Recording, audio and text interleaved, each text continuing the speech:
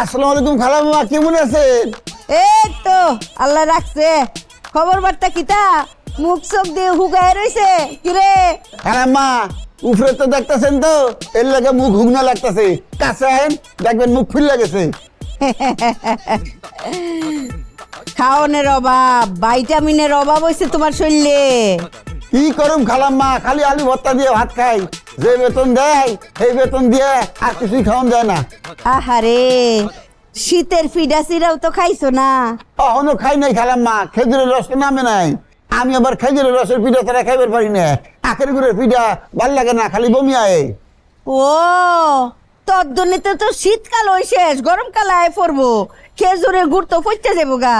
আরে কবে খেজুরে গাছ কাটবো, রস বাইরিব, সেই রস জাল দিব, তারপরে গুড় হইব, তারপরে তুমি পিঠা খাইবা।